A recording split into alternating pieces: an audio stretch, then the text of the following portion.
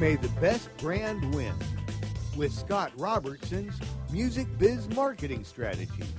Now, here's your host, Scott Robertson.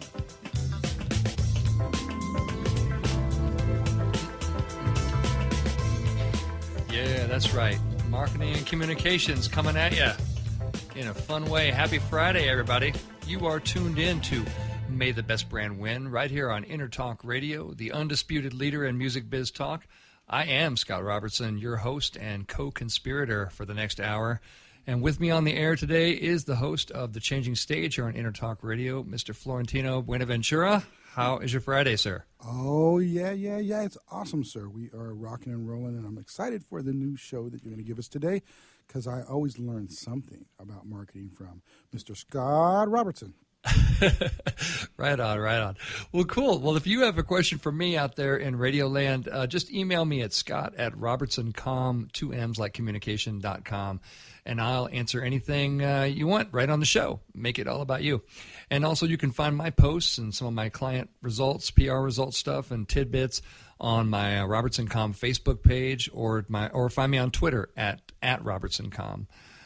Just reach out and connect with me. I'm out there doing this stuff throughout the whole week, and hopefully I can entertain some folks out there and give some good tips about how to do this stuff better as well. Today, we are talking about crisis communications. Scary. In a world where people are literally just sitting around waiting to be offended, brands enter crisis mode really more than ever, and it's going to happen to you. You know, whether it's a product recall or a data hack or somebody in the company just does something weird or bad. So in this week's episode, which is lucky number 13, by the way, thank you very much, we're going to delve into, what makes a crisis, how to prepare, and we're going to talk about what to do when your brand's crisis comes a-knocking. So lots to do today, lots to talk about. Crisis communications is a scary subject. There are some PR firms out there that do nothing but crisis, but most are just pretty well versed in it. And, while we'll take crisis type of assignments, they typically, sort of take their toll on your sanity if you do nothing but, in my experience. But let's talk about what really makes a crisis. So the definition of crisis communication for our purposes here today is it's kind of a subspecialty of the larger profession of public relations, and it's designed to protect and defend an individual or a company or an organization that's really facing a public challenge to its reputation. The communications scholar Timothy Combs defines a crisis as the perception of an unpredictable event that threatens important expectancies of stakeholders that can seriously impact an organization's performance and generate negative outcomes. Nobody knows what the hell that means, got to say. So crisis communications is further defined as the collection, processing, and dissemination of information required to address a crisis situation. So let's speak as human beings speak for a second, because I didn't even understand that. A crisis is anything that threatens the company. Is anything that threatens the company usually self-inflicted.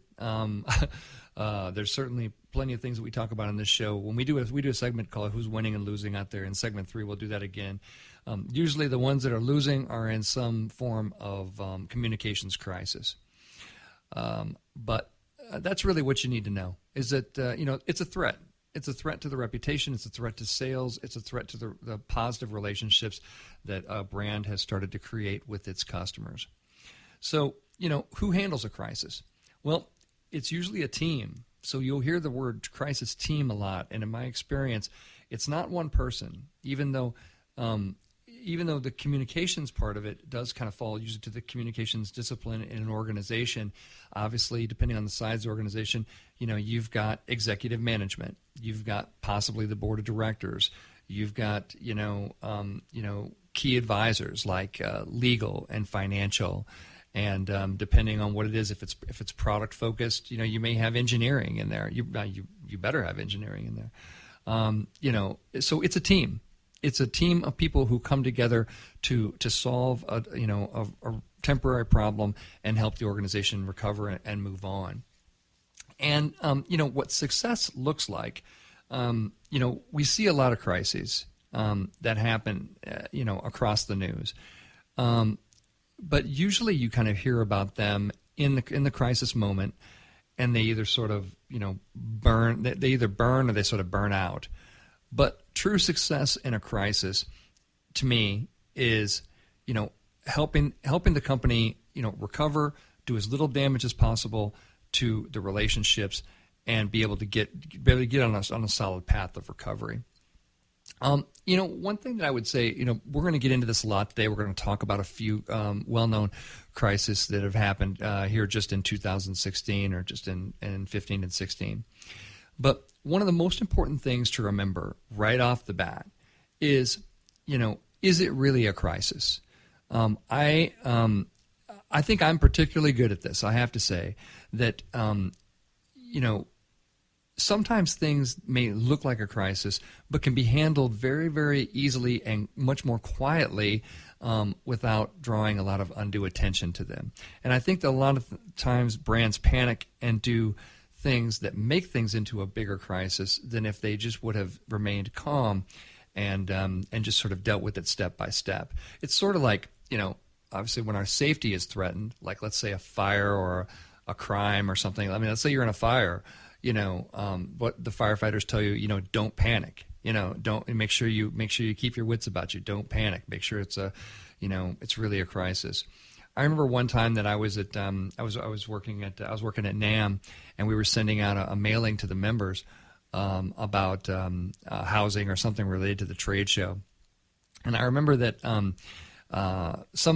one bit of the information that we sent out was incorrect. It had been updated, and we already had the mailing sent out. And I remember that folks were scrambling around, and they kind of came into my office and said, "Oh my God, we sent this bad information out to the members. What are we going to do? What are we going to do? We have to do a complete new mailing. It's going to cost us a bunch of money." And there was just all kinds of panic going on. And I said, all right, hold up. And then I started asking questions, and you want to ask questions. Questions are your saving grace in these kind of situations. You want to say, how many members got the bad information? And turns out it was only a handful. It was only a handful of members that got the information. So, had we done, let's play this out. Had we remailed everything because of that, let's say we would have just jumped on it and said, "Oh my God, you're right. We got to just, the sky is falling, holy crap," and we just would have, run like that, then we would have probably called more attention to it. Members would have been going, "Why am I getting this information twice? And which one of these should I use? And what is going on here?" It would have created a larger problem than if we just would have handled it. And we were able to handle it, with very little difficulty at all. So sometimes things can look like a crisis, but they aren't. So you, in a communications role in an organization, it is up to you, and it's up to everybody that is working in a crisis, to keep your head. Make sure you're asking questions. How many people does this really affect? Let's play it out. How bad is it? Is one person offended? Do we have to issue an apology if every person's offended? Get ready to be in the apology business, if that's your plan, because everybody's offended. I'd like to direct you to a little website that I like to call Rotten Tomatoes. And for every great blockbuster, awesome movie that you're going to find out there, you're going to find, 20% of the whack jobs out there that didn't like it. There are a bunch of people that didn't like the Captain America movie. By the way, it just crossed the $1 billion threshold and is one of the largest superhero movies of all time. So the majority liked it. But yeah, you're going to find people that don't like it. So what? Let them not like it, But it's not a crisis.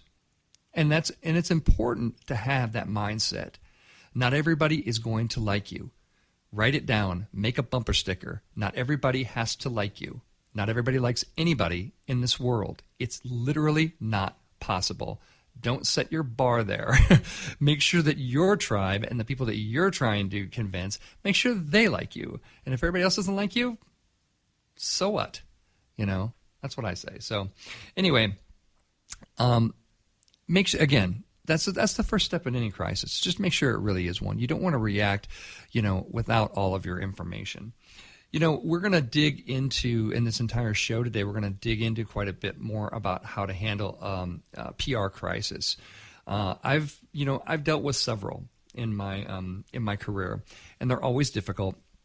They're always you always have to it really puts your communication skills to the test, because you're going to have to do everything that you normally do at a much quicker pace, much faster deadlines, much more pressure, and you're going to have to be able to deliver. But if you stay true to your values and to the discipline that you've been taught, that's why we train. That's why that's why we get better and better and better, because the idea is in a time of crisis that we want to be able to put all those skills, and focus them on our client's behalf. And we want to be able to ask the right questions. In a communications role, it's going to be your role to sort of be the hub of communications. So you need to know everything.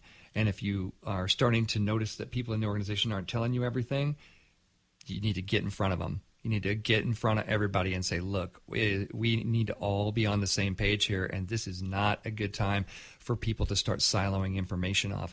That's how companies burn, just so you know. You do not want to be on the other side of this sword. You definitely want to make sure that you are handling your crisis appropriately. And, data's your friend, questions are your friend, staying calm is definitely your friend. And having a plan is your friend, which we're going to talk about in the next segment when we dig into a few of these. Until then, you're listening to the May the Best Brand Win right here in InterTalk. We'll see you in a few minutes as we talk about more crises. See you in a few.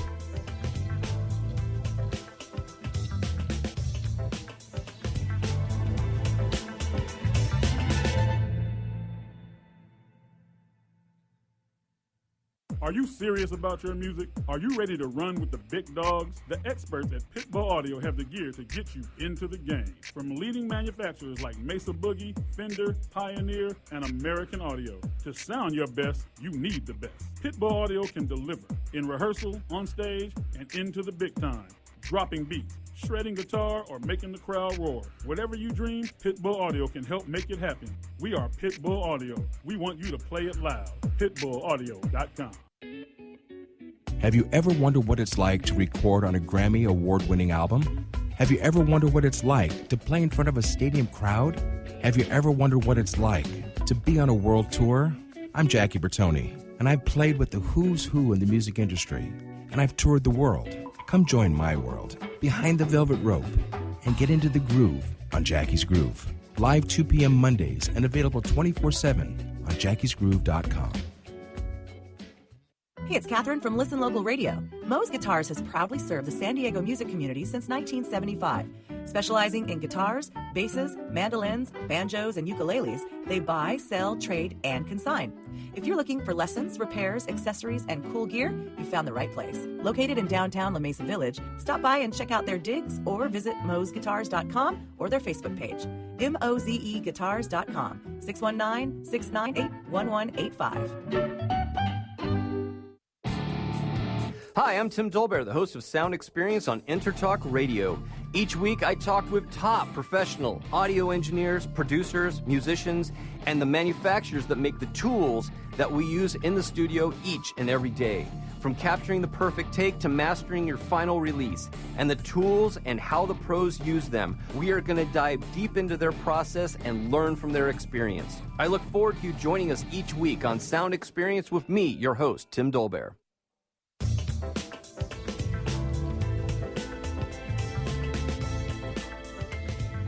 May the best brand win with Scott Robertson's Music Biz Marketing Strategies. Now, here's your host, Scott Robertson.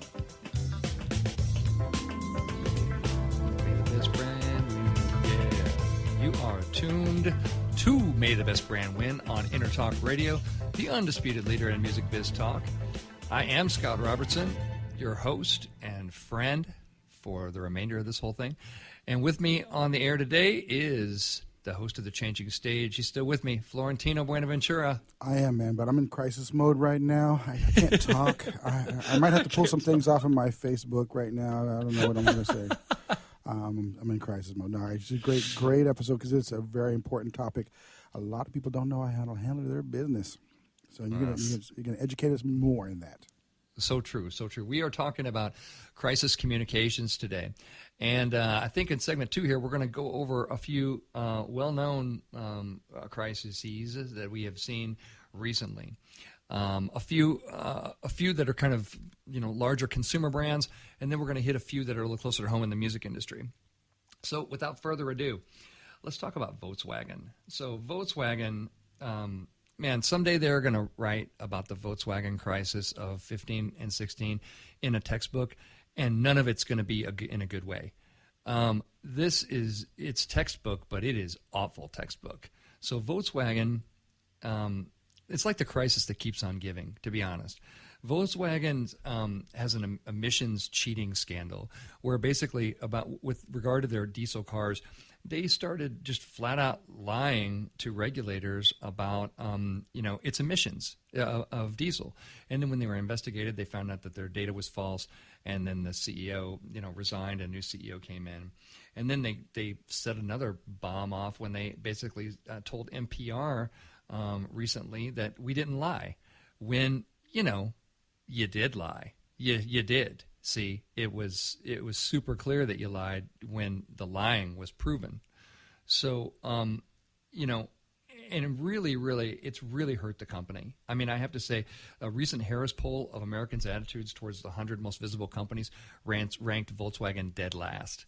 They used to be very high up on that list. It used to be a brand that people respected and trusted. And because of this whole diesel emissions thing, the entire brand, has really suffered. So it is a case study in what not to do. And the reason for that is the fact that there's really some people that have been lying for a long time, and a lot of cover-ups that have gone on in this organization for a long time. So it's a really deadly crisis. I wouldn't be surprised at all if the brand doesn't survive it at all, as long as because it goes so deep into their organization. It's not a small recall thing or a small PR thing. It's a bunch of people criminally violating the law many times.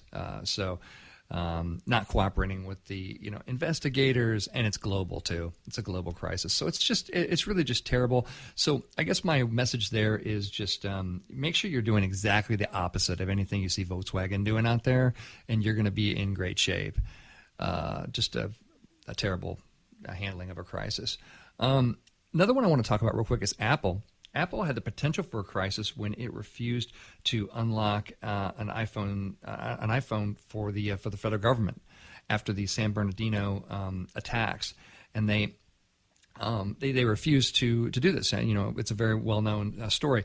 But it was a lot of people that said, "Hey, let's boycott Apple. Let's kind of do all these things." And Apple basically said, "Hey, look, we don't completely trust you. You're the government and all, but we don't trust you. We think that, if we create this key, it's going to make all of our users' data vulnerable, and we sure as hell don't trust it in your hands," to the government, which I think is wise, by the way, because, that's the way to protect all of us, because, the government has not proven to be trustworthy in any capacity with data or with your privacy.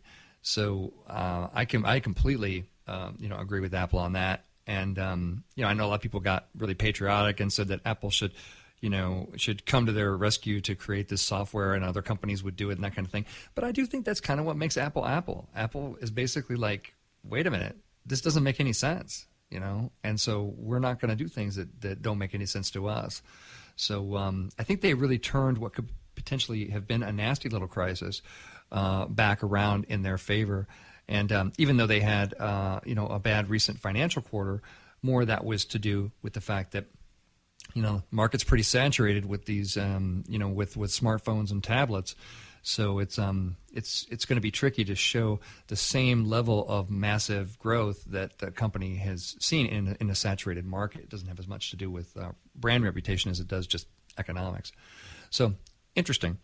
Johnson & Johnson recently had an interesting crisis having to do with its there was consumer consumer deaths linked to its talcum powder, and there are still cases pending. Social media is condemning the company. What's interesting about Johnson & Johnson is that they own Tylenol, which really, back in the day, really before people were familiar with how to deal with, Tylenol is taught as the way to handle a public relations crisis. You sort of, apologize, admit it, fix it, and make sure it's gone, right?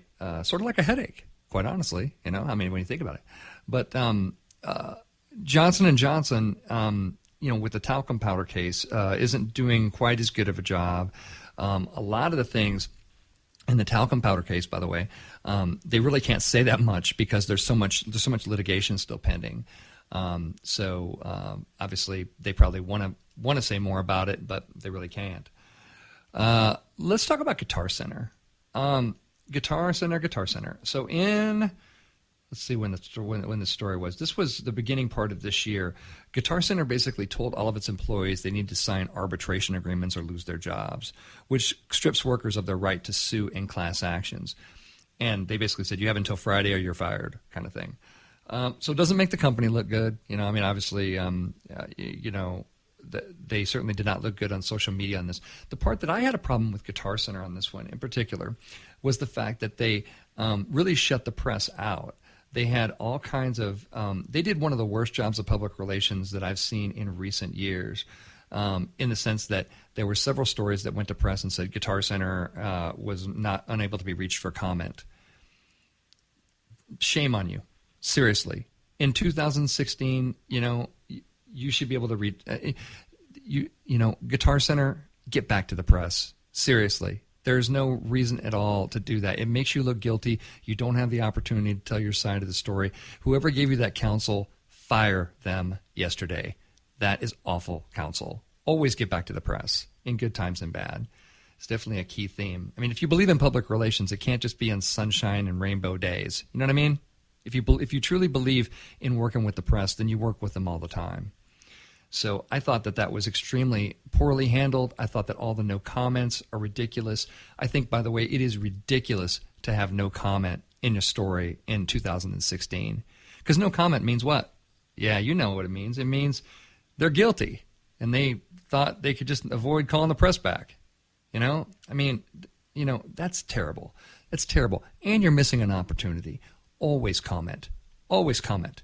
I don't care what legal says. Legal is wrong. They are paid to win in the small courtroom. We have to win in the big one, which keeps the company in business.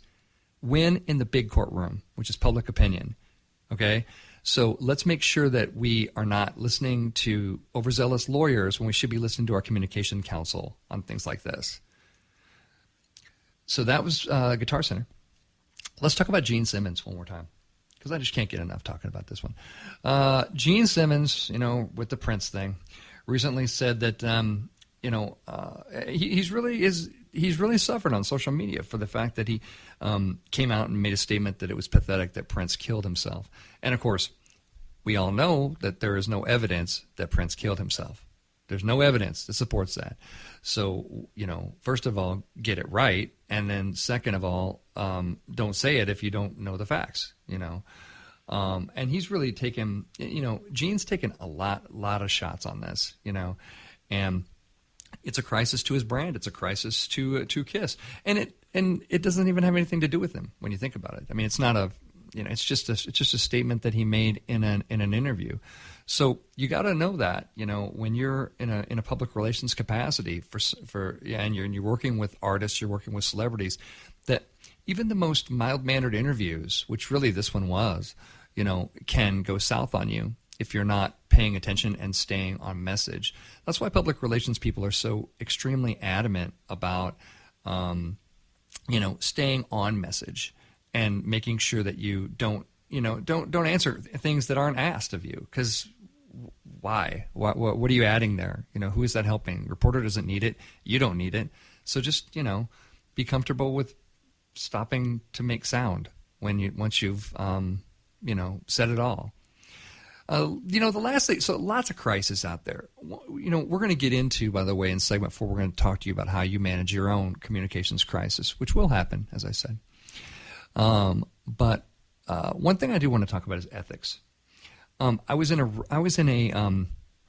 a meeting this week, actually, of trusted advisors to large companies, manufacturers, and distributors, and they were talking about the subject of. The speaker was talking about the subject of crisis communications, and she actually recommended to the group that one of the first things that you want to do in a crisis is you want to go up to your website and you want to pull down any language that might aid anybody in trying to make a case that you were part of this crisis or anything. You want to pull down any language that might be unflattering. Holy good God, you do not want to do that, okay? Good Lord.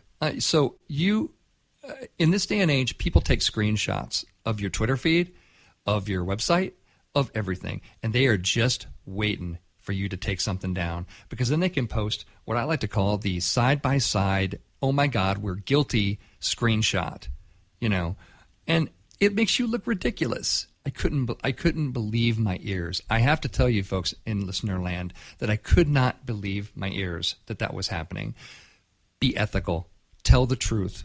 In good times and in bad, don't hide things. Hiding things always makes things worse. And I know you're saying, oh, well, that sounds great or whatever, but can't we just, stretch the truth a little bit? No, you can't. Do not stretch the truth. Tell the truth. That is what you do to rebuild your reputation. It is critically, critically important. Ethics in crisis communications are very, very important. That's all for this segment. Come on back to May the Best Brand Win here, and we're going to talk about who's winning and losing this week. And then segment 4, we're going to tell you how you can manage your own communications crisis. Come on back. We'll see you in a few.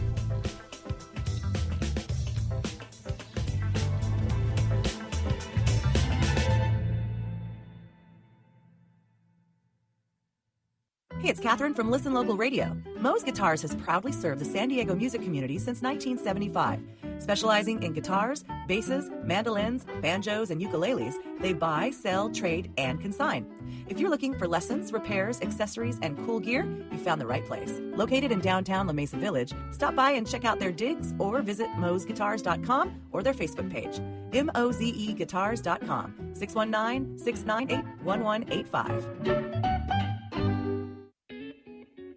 Have you ever wondered what it's like to record on a Grammy award-winning album? Have you ever wondered what it's like to play in front of a stadium crowd? Have you ever wondered what it's like to be on a world tour? I'm Jackie Bertoni, and I've played with the who's who in the music industry, and I've toured the world. Come join my world, Behind the Velvet Rope, and get into the groove on Jackie's Groove. Live 2 p.m. Mondays and available 24/7 on jackiesgroove.com. Are you serious about your music? Are you ready to run with the big dogs? The experts at Pitbull Audio have the gear to get you into the game. From leading manufacturers like Mesa Boogie, Fender, Pioneer, and American Audio. To sound your best, you need the best. Pitbull Audio can deliver in rehearsal, on stage, and into the big time. Dropping beats, shredding guitar, or making the crowd roar. Whatever you dream, Pitbull Audio can help make it happen. We are Pitbull Audio. We want you to play it loud. PitbullAudio.com. Hi, I'm Tim Dolbear, the host of Sound Experience on Intertalk Radio. Each week, I talk with top professional audio engineers, producers, musicians, and the manufacturers that make the tools that we use in the studio each and every day. From capturing the perfect take to mastering your final release, and the tools and how the pros use them, we are going to dive deep into their process and learn from their experience. I look forward to you joining us each week on Sound Experience with me, your host, Tim Dolbear.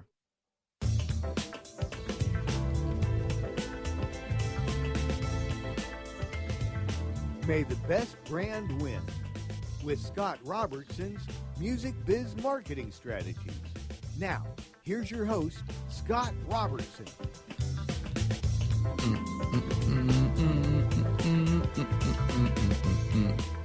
Hey, happy Friday. You are tuned to May the Best Brand Win right here on Intertalk Radio, the undisputed leader in music biz talk. I am Scott Robertson, your host and buddy. And with me here on the air still is the host of The Changing Stage on Intertalk Radio, Florentino Buenaventura. How are you hanging in there?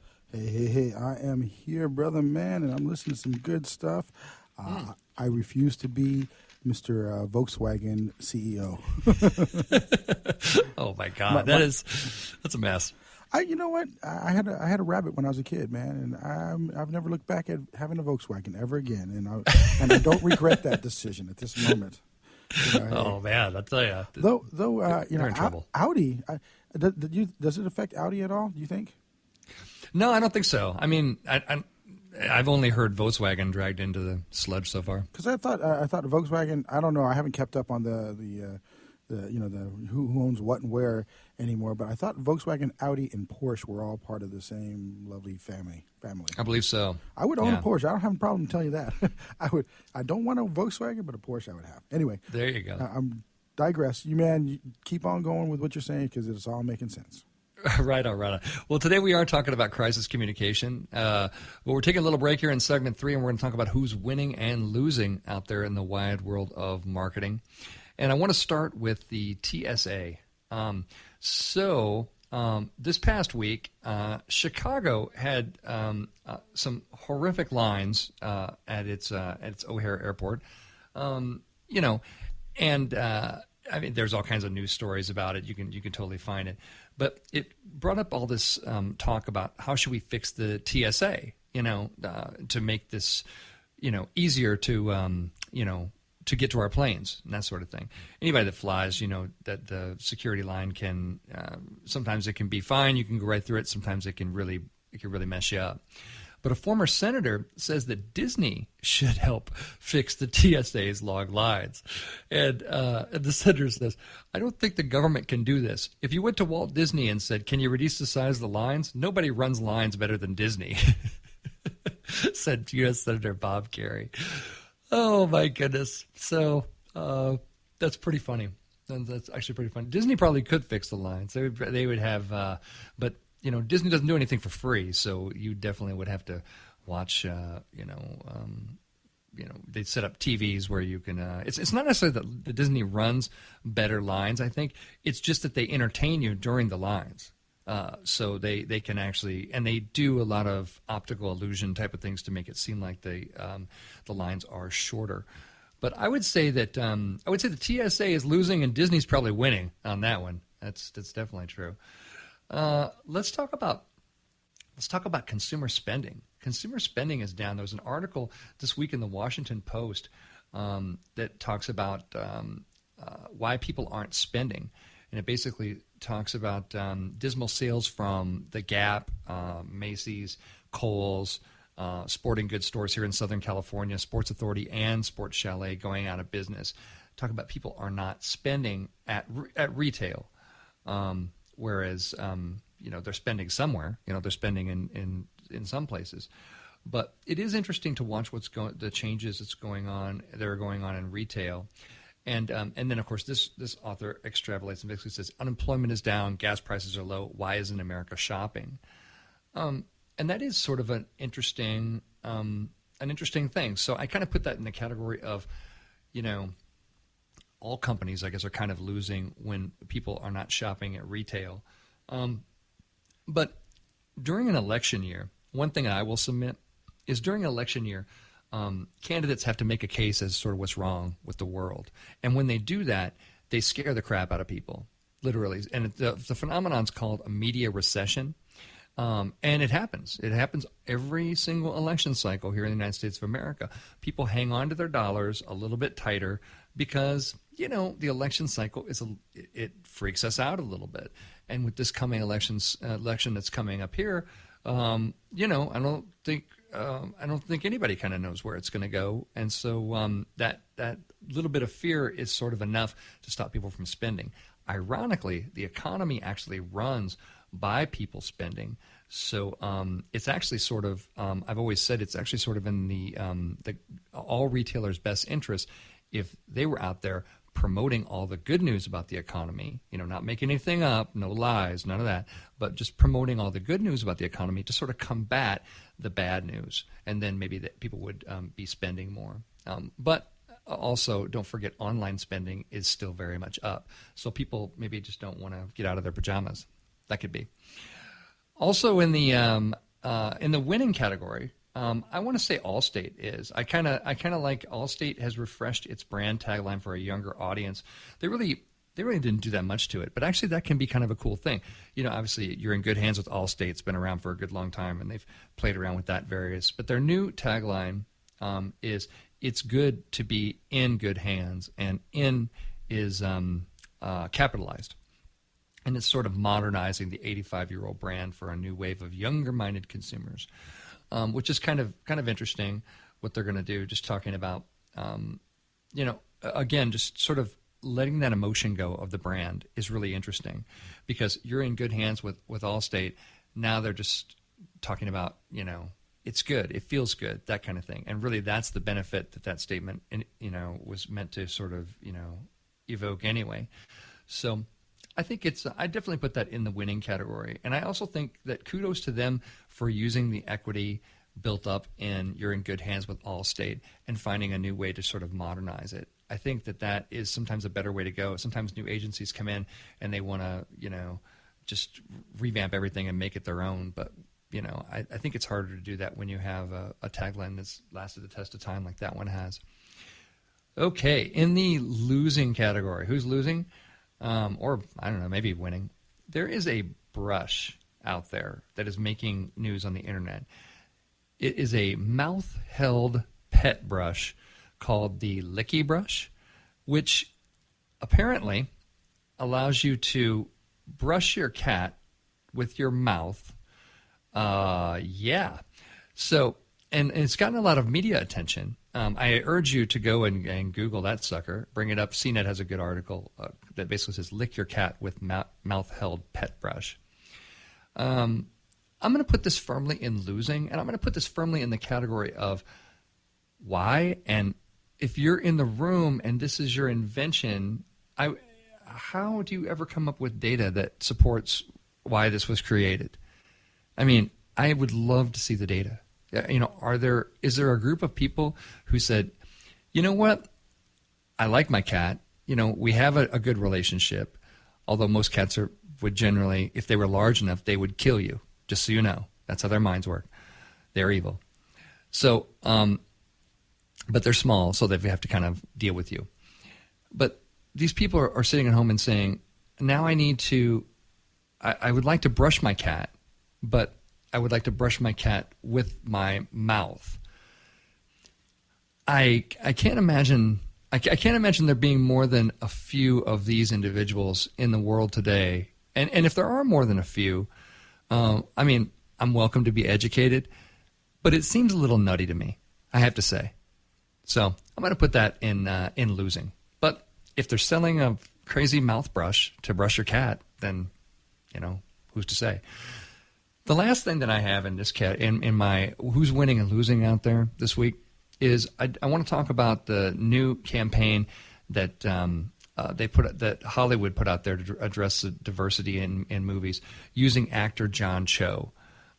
They basically put Cho in a bunch of kind of famous movie posters and use this as the ads, and they basically just put him in a starring role, like The Martian. He's right there in the astronaut suit, or the Avengers. He's starring. John Cho is starring as Captain America, or Me Before You. He's there as a love interest, and it's just kind of a clever, or Spectre. It's basically an Asian James Bond kind of thing.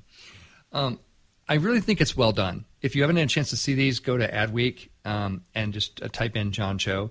And what's cool about this is, the Oscars had a crisis this past Oscar season, where they talked about diversity.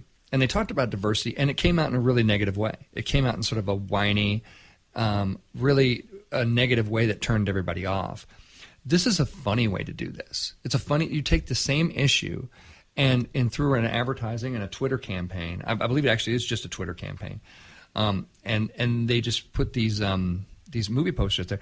They call attention in a funny way to the same issue, and basically say, "Hey, look, there's not as many Asian leading men in these big blockbuster movies, And they sort of leave that idea out there without having to say, "Oh, well, without having to just do boycotts and they made a very different choice with the same the same issue, and I think that is is very smart, is very good, and I think kudos for them for doing that. The last thing I want to bring up in this segment is that I just posted actually on my Facebook page, or my company's Facebook page, was it's graduation season, as you well know, and because you can't escape it in your friends' Facebook feeds and everything else. And kudos to all you graduates. It's going to be a good world for you out there. We believe it. But basically, Ontario High School here in lovely and scenic Southern California accidentally misspelled the word school on their diploma covers. And they handed out these diploma covers that say Ontario High Schule. They missed the C, it looks like, in the word. So very unfortunate typo, very unfortunate place. But on the eBay resale value of your Ontario High Schule diploma cover is going to be much higher. I got to say, it's going to be pretty good. But it does bring up an interesting point that details count. And sometimes when companies say, "Do we really need a proofreader? Do we really need to have a proofreader look at all this stuff?" You do. You do need a proofreader. Sometimes a proofreader can save you from being, one of the losers of the week. That's being, talked about on a radio show and sort of not. So I would definitely recommend that proofreading stage. It's very, very important. That's it for this segment. You're tuned to May the Best Brand Win on Intertalk Radio, the undisputed leader in music biz talk. Come on back in segment 4. We're going to talk to you about how you can manage your very own communications crisis. Talk to you soon.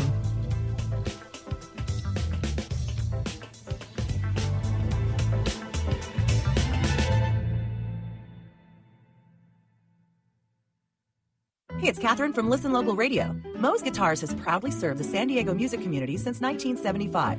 Specializing in guitars, basses, mandolins, banjos, and ukuleles, they buy, sell, trade, and consign. If you're looking for lessons, repairs, accessories, and cool gear, you found the right place. Located in downtown La Mesa Village, stop by and check out their digs or visit moesguitars.com or their Facebook page. mozeguitars.com, 619-698-1185. Are you serious about your music? Are you ready to run with the big dogs? The experts at Pitbull Audio have the gear to get you into the game. From leading manufacturers like Mesa Boogie, Fender, Pioneer, and American Audio. To sound your best, you need the best. Pitbull Audio can deliver in rehearsal, on stage, and into the big time. Dropping beats, shredding guitar, or making the crowd roar. Whatever you dream, Pitbull Audio can help make it happen. We are Pitbull Audio. We want you to play it loud. PitbullAudio.com. Hi, I'm Tim Dolbear, the host of Sound Experience on Intertalk Radio. Each week, I talk with top professional audio engineers, producers, musicians, and the manufacturers that make the tools that we use in the studio each and every day. From capturing the perfect take to mastering your final release, and the tools and how the pros use them, we are going to dive deep into their process and learn from their experience. I look forward to you joining us each week on Sound Experience with me, your host, Tim Dolbear. Have you ever wondered what it's like to record on a Grammy award-winning album? Have you ever wondered what it's like to play in front of a stadium crowd? Have you ever wondered what it's like to be on a world tour? I'm Jackie Bertoni, and I've played with the who's who in the music industry, and I've toured the world. Come join my world, Behind the Velvet Rope, and get into the groove on Jackie's Groove. Live 2 p.m. Mondays and available 24/7 on jackiesgroove.com.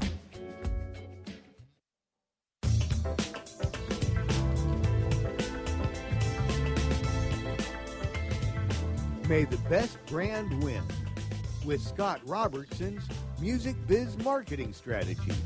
Now, here's your host, Scott Robertson. Segment 4, and you are here. Happy Friday, everybody. You are tuned to May the Best Brand Win right here on Intertalk Radio, the undisputed leader in music biz talk. I am Scott Robertson, and we've been having some fun talking about crises. And with me on the air is the man having a midlife crisis himself, Florentino Buenaventura. Hey, I resemble that remark, man.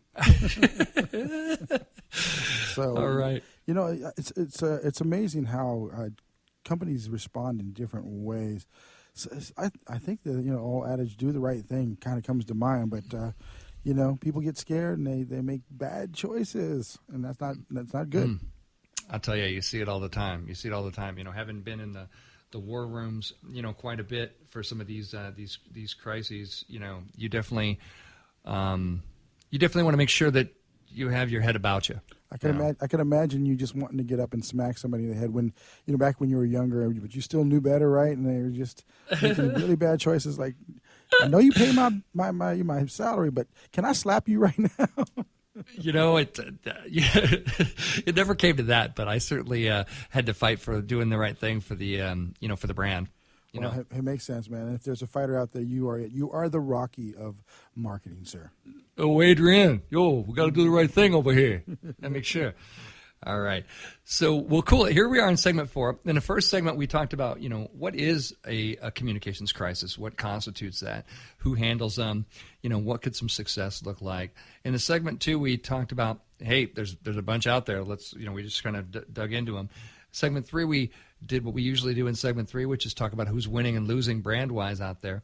But here in segment 4, I always like to bring it home and make it all about you guys out there and talk to you about how you can manage your very own communications crisis, which, you know, hopefully you will never have to, but statistically speaking, probably going to have to, just so you know. So it's a good thing to know how to do. Tip number 1 is, I would say, you know, as we kind of talked at the top of this segment, remain calm. It is your job to be calm, to ask questions, to stay cool, because you're not going to be able to use your skill set. You're not going to be able to access your skill set well if you are in a panic state. And, you know, I always tell people, and one of my, you know, folks that have worked for me over the years, you know, will recognize the statement, but I always say, I go, hey, look, it's only public relations. All right? You know, it's not, you know, just use that to calm yourself down. Just say, you know what? It's not, you know, nobody's life is hanging in the balance, literally. So let's make sure that we keep ourselves calm, because, again, it's not going to do you any good to just fly off the handle. Other people are doing that in your organization, and you need to make sure that they don't freak out and do anything weird that makes the crisis even worse. And it's harder to do, you know, when you have a situation where lives actually have been lost. You know, and I've been involved in some of those, you know, where you have a product that has done something that it's not supposed to do, and it's ended up in a loss of life, or you've had a active shooter that's been, you know, in the building. I remember I dealt with one of those with Packard Bell Computers up in Sacramento. There was an active shooter on the premises, and we had to circle the wagons back then, and you know, work on a plan for, you know, who was this person, what's going on. The press, you know, need answers, and that's you. You know, that's going to come down to your communications function, your communications team, and at that time. So, again, tip number 1. Make sure that you're staying calm, and your role should be making sure others do as well, no matter how hard it is to do. Tip number 2, have a crisis plan and use the crisis plan. I know a lot of organizations that have a crisis plan, and then the crisis hits and they freak out and don't use it. That's not good, you know. You should develop a good crisis plan, and the crisis plan should be simple. The reason it should be simple, I've seen crisis plans, by the way, that are like 10, 15 pages long. No. Crisis plan, you can't plan for every contingency. In the case of, in the case of a poisoning, we're going to do this. In the case of this, blah, blah, blah, you know, no. What you want is a simple plan that tells you and your team, this is how we're going to respond. When we have no time and something drops on us, this is how we're who's going to be on the team, how we're going to meet, how it's going to be handled, so that everybody understands sort of the rules of engagement, right? you should also make sure, and this sounds really simple and stupid, but I've seen it screw up so many companies before, have a phone tree. Make sure you have everybody's mobile numbers. You know when crises usually happen? Around 3, 4 o'clock in the morning, right? Nobody's sitting at their desk. And if they are, you have a different kind of crisis on your hands. So make darn sure that you know how to reach everybody in your organization, in a heartbeat if you have to. You can't send emails at 3 o'clock and 4 o'clock in the morning. It's one of those rare instances where, work-life balance is sort of trumped by, we got a job to do. And in my experience, your nastier crises tend to happen in the middle of the night, or like first thing in the morning, East Coast time, which is sort of like the end of our night here. So make sure you're ready and people can reach you for that. And then again, have that plan. That plan should say, here's everybody that's on the team. Here's how we're going to reach each other. Here's what we're going to do. We're going to meet. This person's going to be in charge of rallying the press. Here, this is how we're going to do this. Drill on this stuff too. I've seen successful organizations that basically on a Friday afternoon said, okay, let's pretend that, let's role play. We're having a crisis. How do we handle it? And then, they're just like planning for your exit in a fire or anything else. You have to understand how you're going to communicate. I think the press are your friends, even during a crisis. If you've built up goodwill and you're doing good public relations and you have good relationships with the media, then it is time to cash that check, in a crisis. When you need the press to be your friends, if you've been good to them, they will be good to you. They have a job to do, and even if your company has done something bad, tell the truth. Help them get as much information as you can, truthful information, accurate information to them as you can. And don't be one of these companies that is hard to reach or those kind of things. It's always going to be worse on you. It's always going to be worse. I have a lot of friends that are reporters. Do you know what they do when they can't reach you? They go out of their way to make sure that the story is unflattering to you. I mean, they certainly don't care. It's like, you're not helping yourself. You're not helping yourself. Well, we don't want to incriminate ourselves. Well, great. Say what you can say, but don't block people out. And again, one of my big pet peeves is, you can't just be, a sunshine public relations organization. Hey, everything was great this quarter. Everything was fine. We shipped a new product. Hey, great. I mean, you're like a friend that reaches out when everything's good. And it's like, you know what? Your true friends are there in good times and bad times. And ladies and gentlemen of the jury, everybody has good times and bad times. Your company will, and you're not fooling anybody by just sending out positive press releases. You're not fooling anybody. The press knows. The press knows you had a bad quarter. They're not stupid. So let's make sure that we are being, we're building credibility by making sure that we are being truthful with people. Tip number 3, as I mentioned, kind of remaining calm. This is related to that. Don't overreact. As I talked about in the first segment, make sure you react exactly appropriately to the crisis. And this takes a bit of experience to sort of get what that reaction should be. But you have to be able to gauge, how big a story is this? One thing that communications and public relations can do really well is we can say, oh yeah, this is a big story. This is a good story. And we can also say, this is a nothing story. This is not that important. But, still we have work to do to make sure we get the truth out and that sort of thing. But don't overdo it. Tip number 4, again, help the media as much as you can. I said that earlier, but just make sure that you know that your job is to help the media in good times, in bad times, that sort of thing. And then tip number 5, always be honest, truthful, factual, and accurate. It is your job to do that no matter what the circumstances of the organization you represent. If someone comes to you and says, we need to pull things down or we need to delete tweets or we need to delete information, send them to me. That is stupid. Don't do that, ever. And not in this world that you live in. It will always make things worse. Please, be sure that you're being honest. It's very, very, very important. It's always a risk, but communications has great rewards. And crises do happen to everybody. So a bend in the road is only the end of the road if you fail to make the turn. So you make that turn and you help your brand do its best. But that's it for me, kids. You've been listening to May the Best Brand Win on Intertalk Radio, the undisputed leader in music biz talk. We're going to see you next week. Bye-bye.